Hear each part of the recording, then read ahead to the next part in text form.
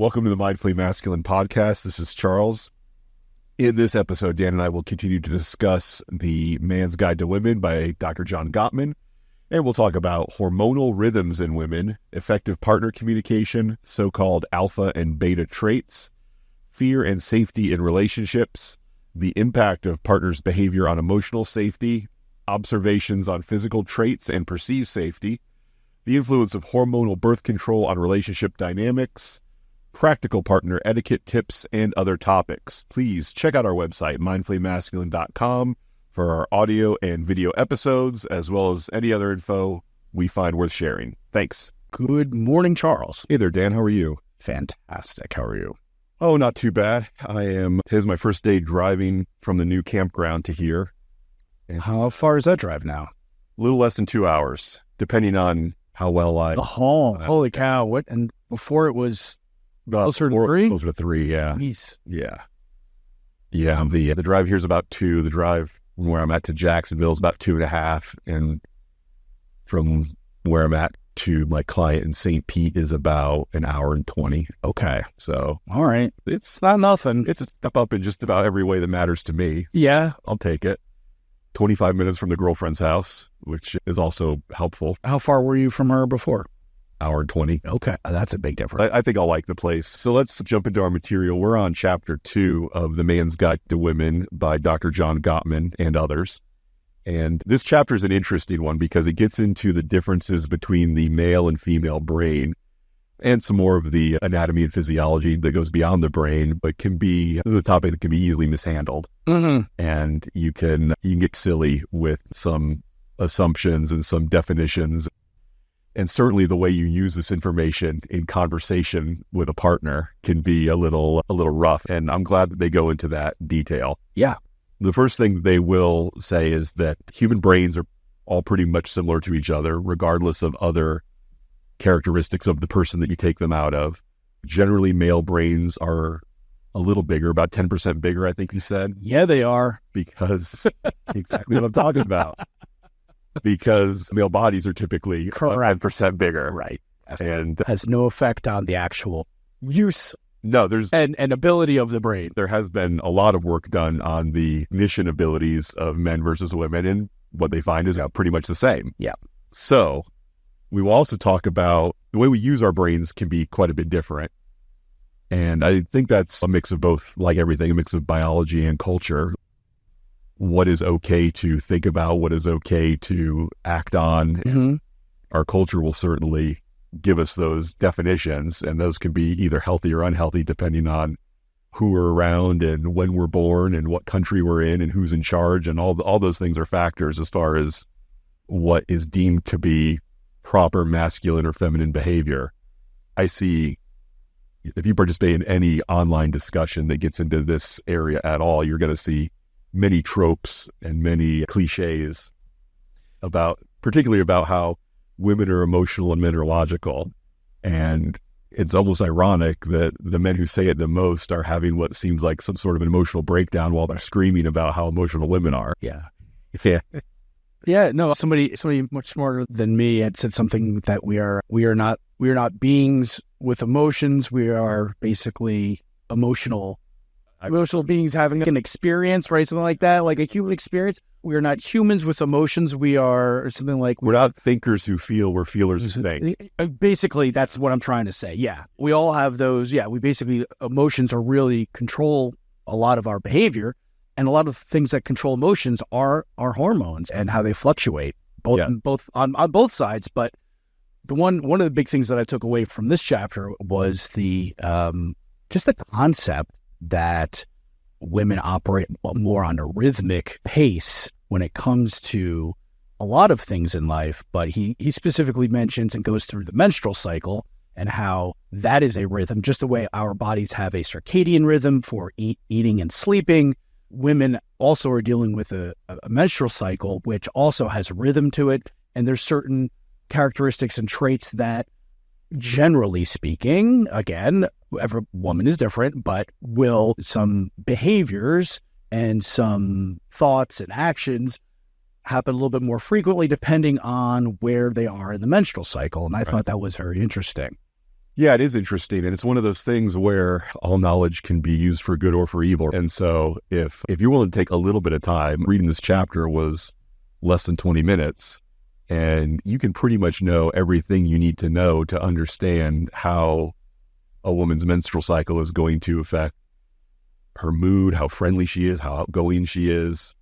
And then you can choose to either use that against her because you're not satisfied with what you're getting from her, or you're frustrated, or you don't, or you're confused, or you can use that in a way that benefits her and you and your relationship. Yeah. And that's certainly what the author is recommending, that you can understand that, okay, in the first 2 weeks of her cycle, her progesterone is increasing, I believe. That's going to lead her to be more friendly, more talkative, more outgoing, socially relaxed, and more emotionally sensitive. During the second 2 weeks, estrogen peaks during the first 2, progesterone peaks during the second 2. She could be more irritable, more stressed, less calm. When the progesterone is going right before her menstrual cycle, right before she has her period. Correct. Yeah. And it's interesting. That will also, so it'll change what she's looking for from you as far as a person that lives in the house with her. And it could change the kind of behavior that she's looking for from you as her mate as well. And that was the biggest eye-opener for me, which was that the needs of what she's looking for, or what's going to make her feel the best in terms of how I interact or as a partner, changes based on the menstrual cycle. And so just knowing that you need to be flexible and read the room, right? And try to understand what's going on with her just puts me in the right frame of mind to go, hey, listen, just because me acting this way or saying this thing worked for me and worked for us 2 weeks ago, there's no guarantee. And when it doesn't work, I don't need to get upset or frustrated, right? And confused. Hey, why isn't this working? Hey, maybe it's because of where she is with her hormones. And so that actually was I don't want to say a relief, but some sort of, it reduces a little bit of the pressure off of me to think that I will just because I do this one thing, it's always going to be the right thing. And once I have it figured out, I'm always going to use, and guys and engineers or whatever, we want a solution, right? We want to find the system, right? And then just not have to think about it. This is basically saying, hey, you can't do that. And just knowing that you shouldn't be just creating a system of whatever that looks like and operating the same way. That's what's not going to work. And so just be aware of that. So put that system away and go, okay, you know what? I need to be a little bit more open, get some feedback here and adjust, right? Just knowing that I need to do that already was a great eye opener. And I got a ton of value out of that. Yeah, I think I can't remember a time where I've used the bad version of the knowledge of a woman's cycle against her. And he offers the wrong way is to say something like, seems every month or so you have yourself a pity party. I say, just get over it. Oh my God. You've got it pretty easy as I see it. Yeah, that's what you feel. I feel like that's an extreme out of a movie or a television show, right? Where the guy's, but there's probably somebody, I mean, if you can imagine it, somebody's probably saying it. For sure. Where the better version of that is, sounds to me like you're feeling really sad at the moment. Talk to me. I want to hear what you're thinking and feeling right now. Yeah. Which, is, I don't think I've said either of those to a woman, the good one or the bad one. No. And I think I'm more likely to make it about me. She's having a hard time because of her menstrual cycle. It's going to be, why are you not satisfied with me? What am I doing wrong? And it could have nothing to do with... And try to fix it. Yeah. Just let her have her experience. Yeah. And there is one thing, in addition to that sort of extreme example, that may be too extreme. But again, it's too extreme for us, but I'm sure there's a woman listening to this right now who's, oh yeah, my husband said stuff like that to me before. Mm-hmm. The other thing where he says, in traditional cultures, there was often a place where menstruating women could go to be alone during this time of the month, where they could be relieved of task and have time for introspection and reflection. That seems like a little bit of whitewashing. What was probably going on was some, dare I use the word, patriarchal religion was like, ew, you're bleeding, you're gross, could be. You have to get away from us. Yeah. And you're sick or whatever, right? Yeah. It's more likely that in traditional cultures, where this was not let's affirm the women of our tribe by giving them this special prepared place. It was more like, the sun god doesn't like that blood's coming. Yeah. You have to go off and live in a separate part until you're over this. Right. Yeah. Yeah. When he was talking about that, he also mentioned that typically when women are in the last 2 weeks right before their menstruation is when the progesterone is high, is that they like to be alone. Right.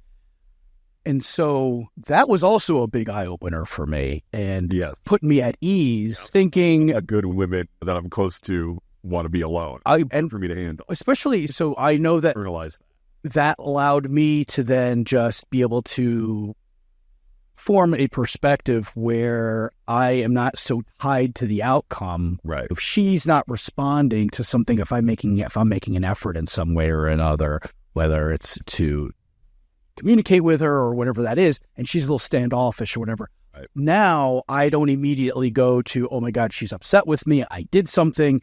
I'm coming from the mindset of she just needs maybe this space. She just needs some time to be alone, and it's okay. And not jump to conclusions or rush to assumptions that I've done something wrong and she's just not communicating with me about it or whatever it is. This chapter has definitely helped me form the structure in my mind to just create the space to be supportive and just allow her to have that space and time and whatever that looks like, and then let her come back to me and re-engage with me whenever she feels like it's time. And looking back, every time I've done that, intentionally or unintentionally, that's what's happened. I've given some time and space, and eventually she comes back, and I feel a little bit closer and more connected to her. So and it makes he explains it in a way that really resonated with me as well. And sometimes it's hard to know. I don't know that I would recommend guys put a period tracker on their phone so they could keep really close track of their girlfriend or partner cycle. But that is one option. The other option is, and I generally shy away from platitudes and cliches, but the one that does seem to hold true is that women are like cats. When they want attention, they'll let you know that they want attention. And when they don't, don't chase after them. Like, don't force it either. Yeah, because that's just going to potentially make things worse if you're not in a positive situation. So, totally transparent. I don't have a period tracker, but I have a calendar reminder that pops up that says, hey, my girlfriend's period might be coming soon. Yeah. And what that does is it reminds me to get into a state of mind where I'm more patient. I look for things. It helps me remind me to maybe go a little bit above and beyond, trying to be sweet, trying to also be more patient if she happens. It doesn't always happen, but if she's a little short with me, it just gets me in the right mindset that, hey, I need to be in my best self. I need to be in a state where I am patient and kind and extra patient, extra kind, and extra loving at this time, because there could be times where she might snap at me, and it's got nothing. And just as a reminder for me to be in that right state of mind and set my intentions properly. And that's actually helped me quite a bit. Yeah, I've noticed some differences in partners around the time that they were either experiencing their period or ovulating. And he's right on in this chapter where it does make a difference in the kind of behavior you'll see from them. And it also makes a difference in the kind of behavior that they're looking for you to demonstrate. And it's interesting that he uses some commonly used terms, alpha and beta male, when it comes to the different times of a woman's cycle in terms of what kind of man she's looking for. Right. And that you need to be both. That was another eye-opener. Yes. So there's nothing wrong with necessarily being a beta male, and you can overdo it. So that's always the thing I think not always, but I think that's what a lot of guys get confused out in the manosphere out there is they always think beta is bad and alpha is good. But then at the same time you get feedback, you're too alpha or you're too or you're too beta, and then we tend to swing to one extreme or the other. And then when we go to the one thinking, all right, I was beta, now I'm a super alpha, then you get criticized for being too much. And I think that's where he does a great job of explaining it, is you need to have that quality, you need to have both qualities in you and know when to use them. Yes, I took that away from this chapter as well, that it really does come down to, if you build up a whole facade of trying to be one kind of guy all the time, where you're committed to playing this part 24/7, then there's nobody that's going to want to be with you all the time for the long term if you're constantly, oh, I'll just be a nice guy all the time and then girls will like me, or I'll just be a stone cold alpha all the time and then girls will like me. It's like nothing works all the time for anybody. And that's another thing I thought that the manosphere gets wrong, in that he makes a point in, I believe it's in this chapter, to say, you got to be willing to say, hey, I'm picking up something right now. I don't know exactly what it is. What is it that you need from me? Yeah. Because a good portion of the manosphere will tell you something along the lines of, women don't know what they want. Don't ask them what they want. Just, here's what women want. Just do this. Yeah. You know why? It's because we're lazy. Not men, humans. We're trying to conserve energy. It's a lot easier. Shortcut. It's a lot easier. Rules that can't, yeah. It's exactly where I'm going with it. Yeah. It's, here are rules. And once you've memorized the rules, you don't have to exert any more energy, right? Exactly. How much more time and effort does it take to actually ask the person a question and pay attention to what they're saying and then act based on that feedback? That just me explaining that takes more energy than saying follow rules, literally. And so I think that's why we're always, like you said, we're looking for shortcuts. We're looking to save energy. So it's either always be an alpha or always be a beta. But in either case, you are doing the easy route, and you're not actually addressing what reality is by asking questions and acting based on the feedback thing. The alternative to rules is, okay, I've got to put in this work to be trustworthy, to be strong, to be confident, to be nurturing, to be funny, to be easygoing, to be all these other things that not many people actually are, because it gets really hard to turn into that from whatever you came out of your childhood as, yes, to turn into this ideal man that has the potential to be a good partner. It's a lot of work. Yeah. The good news is the more you practice those types of things, where you're asking questions, you get into a routine of asking questions, you get in a routine of being able to do and behave in certain ways based on different responses. It's not going to be an infinite supply of answers and actions you need to take, but the more you do it, the more it becomes a routine. It starts to become a habit, and then that habit becomes part of your identity, and then you start to really become somebody who is natural at asking questions and responding. And then the nice thing is that does end up taking less energy over time once it is a habit. But it doesn't escape the initial wave of energy it's required to get there. The other benefit is you'll attract people that are on a similar path, right? That are also interested, and that will make it easier for you. Yeah, absolutely. Yeah.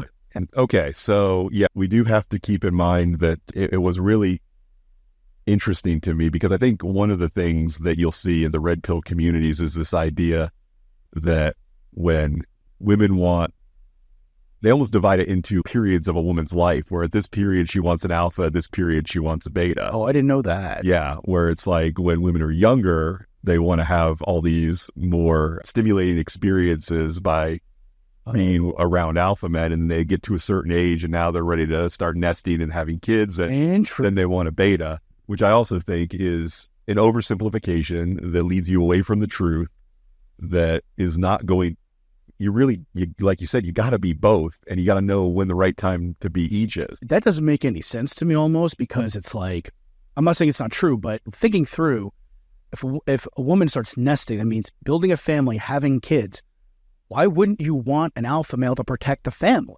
Or, you know what I'm saying? Or to take a role where he's providing for the family, and that takes some leadership skills and everything else like that, right? So I'm just saying that I think you can look at both periods and go, this doesn't make sense, because I could see a scenario where a beta would be more, in a stimulating experience at a younger age, because you want somebody who will go with the flow a little bit, right? So I don't know. I'm just thinking I can make an argument for both, right? Well, here's where I'll get on my soapbox. So I think the main conundrum or difficulty that women in the West, in the United States, are stuck with is they find themselves in a position where they have to choose between a man of poor character who's strong and presents strong traits, or a man who's of good character but weak.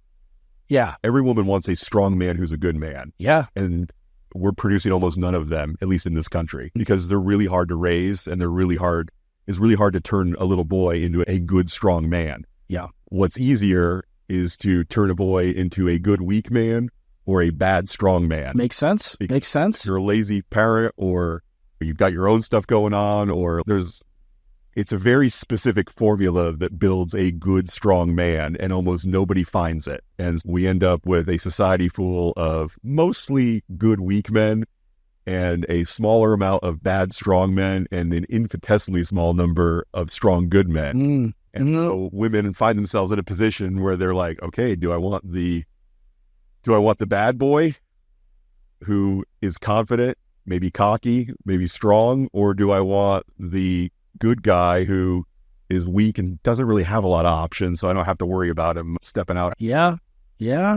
That's fair. Yeah, so neither of those are an ideal situation for the ladies, and so they have to pick from what's available. Yeah. Hopefully this podcast turns a couple guys into the direction of becoming a good man. That's what we're trying to do, right? For each other, right? Yeah, so absolutely. And and that would make a better world and a better dating pool. Well said. Okay, let's talk about women in fear. And then this is the part where they've talked about a story that you and I have brought up on the podcast multiple times. Yeah. I was thinking about it on the way over as I was listening to this morning. I don't know if I've ever felt I was in a situation that I was in danger for my life. Maybe as a little kid when I thought there was a monster under my bed. And that says a lot too, right? Because you can't even think of that's even close. Yeah. Nothing's coming to top of my mind. Like I've been scared a couple of times, but didn't tie it to my life being lost either. Yeah, at that level. Yeah, there's been a couple times where I'm like, this might turn into a fight or something like that, but never this person's going to beat me to death. This person's going to stab me. This person's going to shoot me. I've never had to worry about anything like that. And the reason we bring that up is because that's a thought that women have much more frequently. I would say a matriarchal society where maybe the Amazons Wonder Woman is from, if that was real. Yeah. But it's not. I can't think of a scenario where women are the ones that grow up feeling safe all the time and men are the ones that are worried. Yeah. Now that's not to say men are never worried. It's just when you scale it out across all men and all women, this is a mostly woman problem that compared to a man.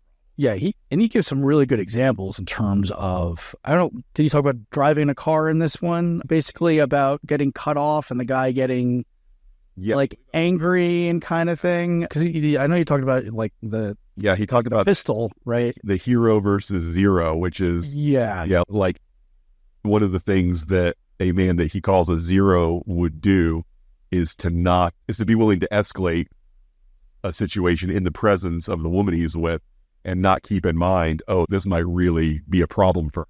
Yeah, that really hit home with me because I just remember a lot of times driving in a car with a woman at the time where something would happen and something would either happen or I would be speeding really quickly and to get somewhere, and I was just full of adrenaline and ready to go, and she was exhibiting signs that she was scared about stuff, and I just dismissed it. I was just this is good. She's getting excited about it, or it's thrilling, whatever.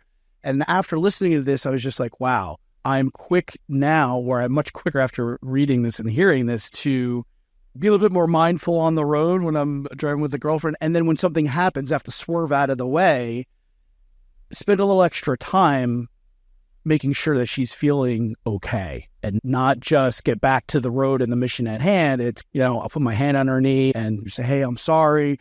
Are you feeling okay? Are you okay? Or whatever. And just spending a little bit more time and attention, knowing how typically what he talks about is women get a little bit more scared and that fear builds and lasts a lot longer when they are initially frightened, startled, right? Whereas a man I think his heart rate goes up faster and stays longer, but his feelings aren't fear. It turns into a little bit of anger, annoyed or angry. Yep. And so, and that's definitely helped shift my mindset after the first time I heard that. Yeah, I've been told before, the way you're driving right now is scaring me. And I've had to, sorry.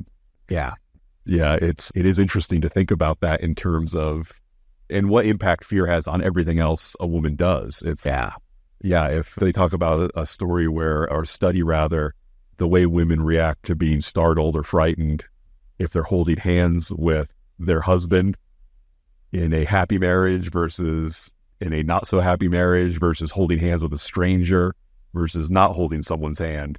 And I think, if I recall correctly, holding hands with a husband in a happy relationship was the one that had a positive impact, and everything else was pretty much a wash. Yep, that's what I remember. Yeah, if you're in an unhappy marriage, or if you're holding hands with a stranger, if you're not holding hands with anybody, then and it's nice. I think it was a functional MRI that they used to make that determination. Correct. And what was interesting was I think they didn't even allow the woman to see who she was like holding hands with or something like that. Like they just told them who she was holding hands with, whether it was a stranger or not. But regardless, it shows also the power of just doing something really simple when your partner is scared, just holding her hand, just reaching out and holding her hand, assuming you're in a good relationship at that point. I found that section. So if she was happily married, her fear response was completely shut down in her amygdala.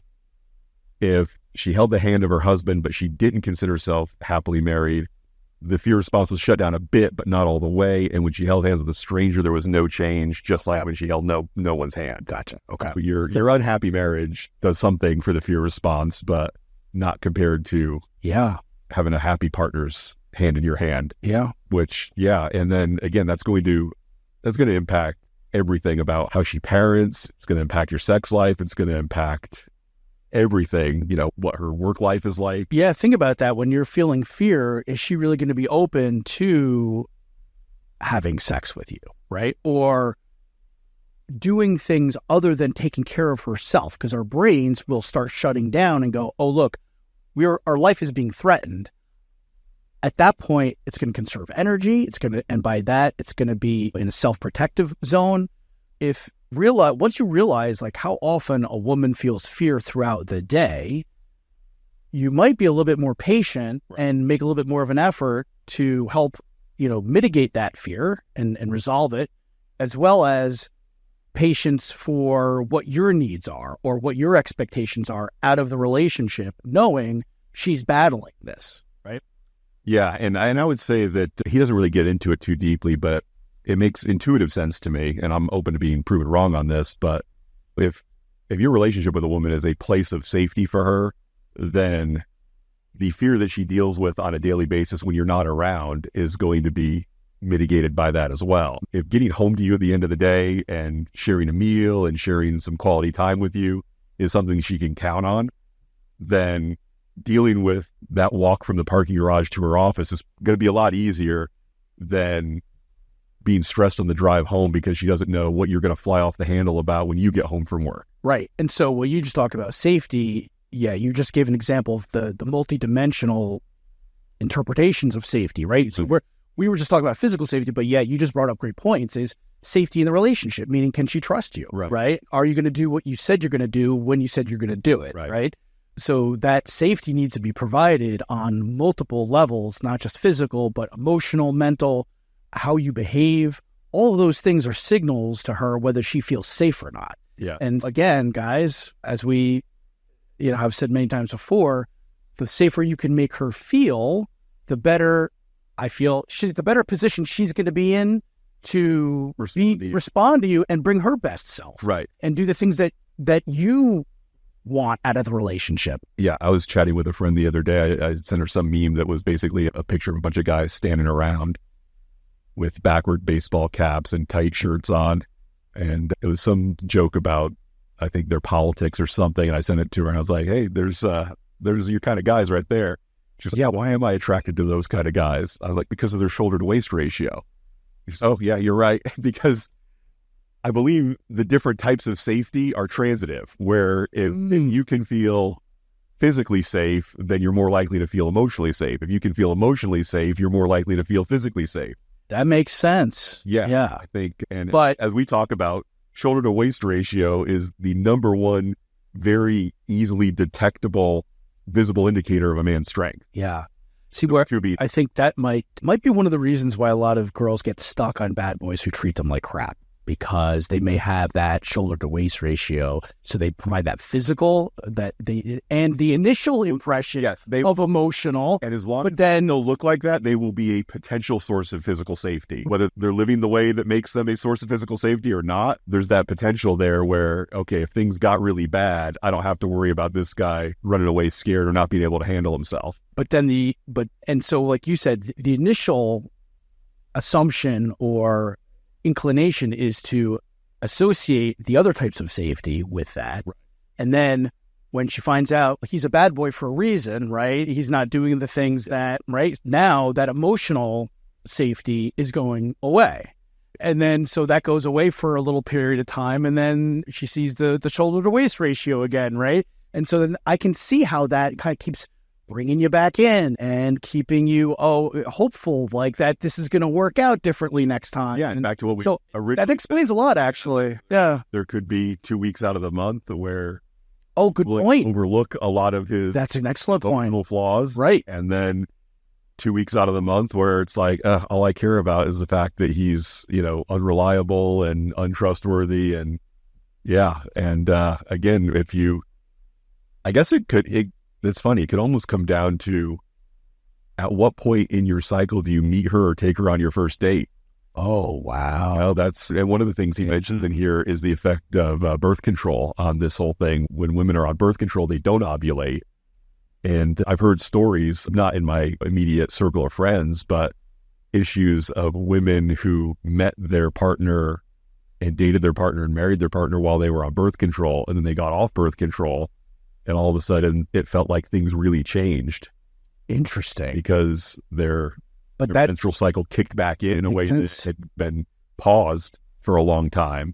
And then it's okay. And that changes the dynamics of the relationship. And what attracted to is not as constant as it was when I was on orthotricycline or whatever they call them.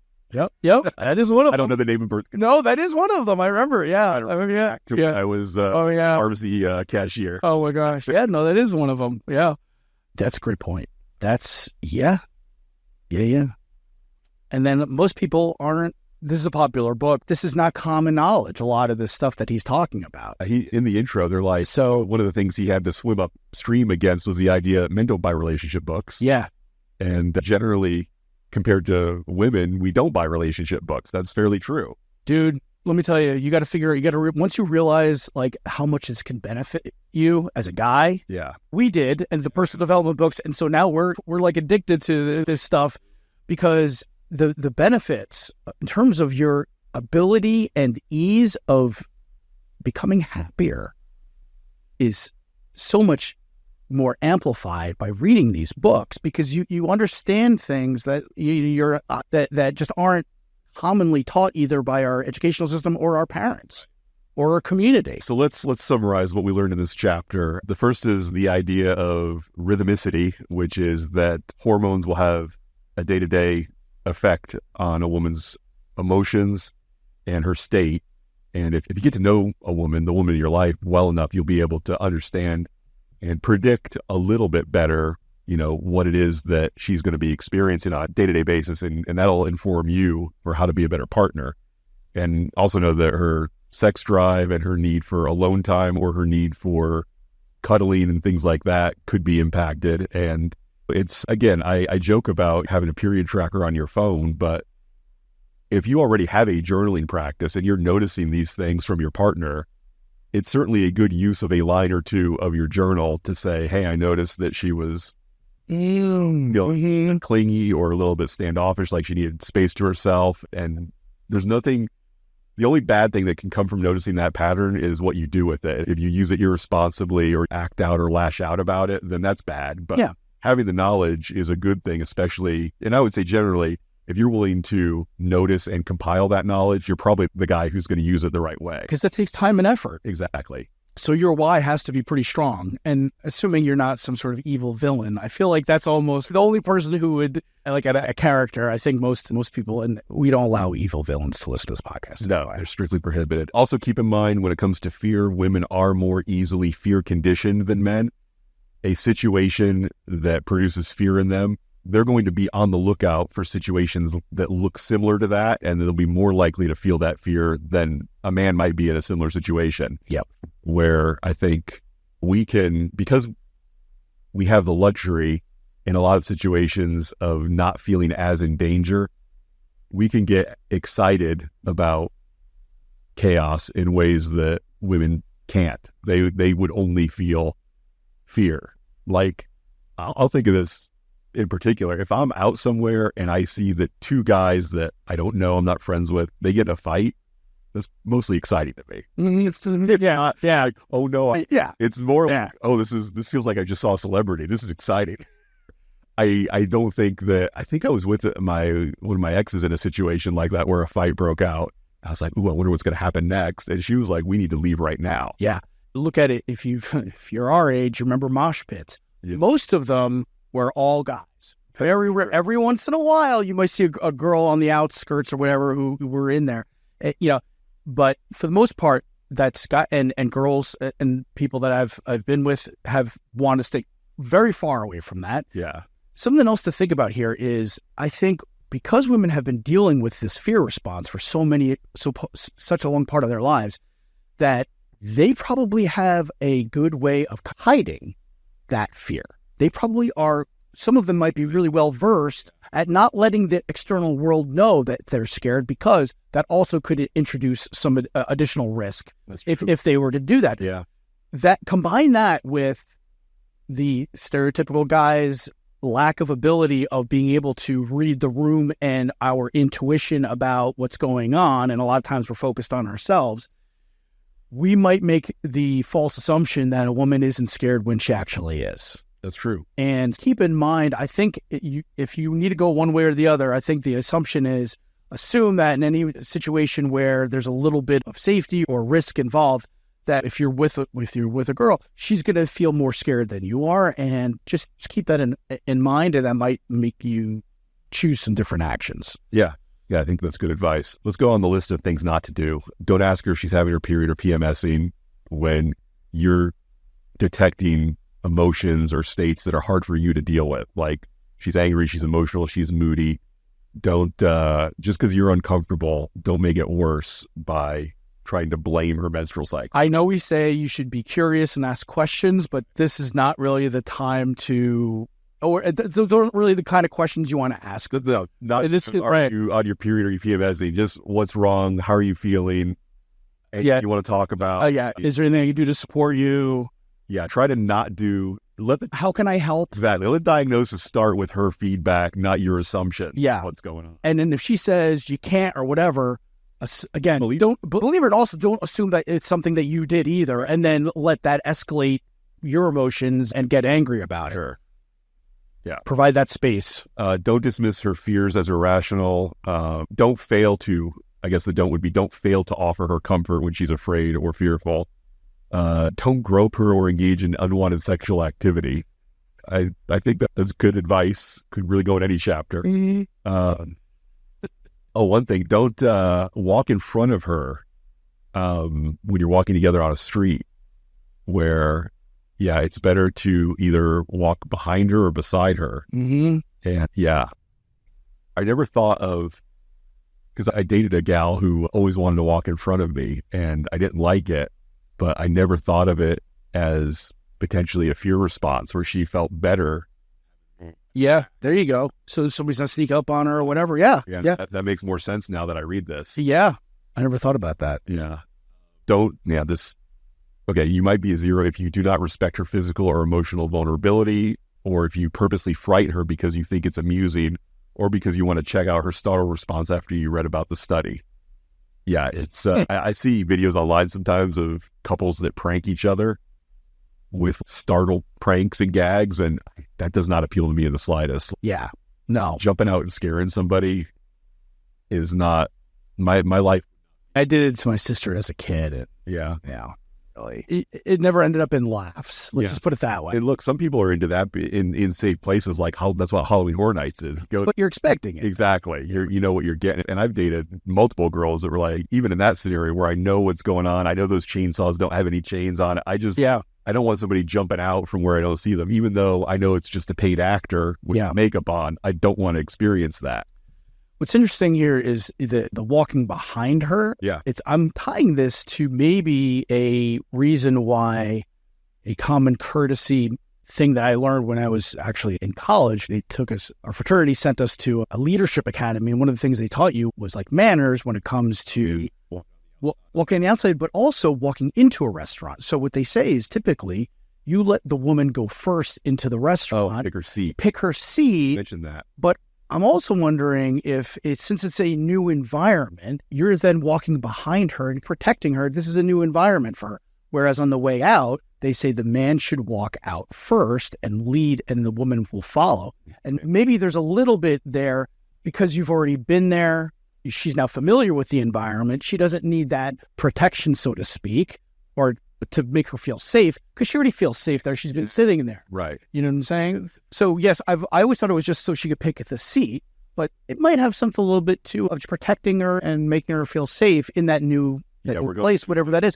And maybe picking the seat is also a thing where she gets to feel safe, right? So a lot of times they recommend a woman should pick the seat that faces out toward a restaurant, and not want that seat, and not towards the back of, so where you don't know what's coming up behind you. Right. Yeah. I think when we were talking about those permeable boundaries, one of mine, and we were talking about the lady who wrote that book. Her preference was to sit in a certain chair in her office. So she could sit wherever. She let her clients sit wherever they wanted to. Yeah, my preference is to sit with my back to the wall facing the door, but it's not a huge preference. It's not something that I ever insist on. Yeah, I've done quite a few times where we will sit both. If there's like a booth or something like that, both of us will sit side by side facing to the restaurant, because it is, regardless, it is a little bit weird and uncomfortable to have your face against the wall, basically. Yeah, but it also... But I'll do that for her. The alternate could be it sends a message of, I'm not scared of my back's facing the wall. Or my back's facing the door. If my back's facing the door and something happens, I'm fast. Again, considering how often we don't have to deal with being scared, with threats, we can put up with it. Yeah. All right. So our next chapter, we're going to get into part 2 of the book that will be Dating a Woman. And chapter 3 is titled Read My Hips. And there's some pretty good stuff on body language in this chapter. So I'm looking forward to getting into that. All right, Dan, thanks very much. We'll talk to you next time. Bye-bye.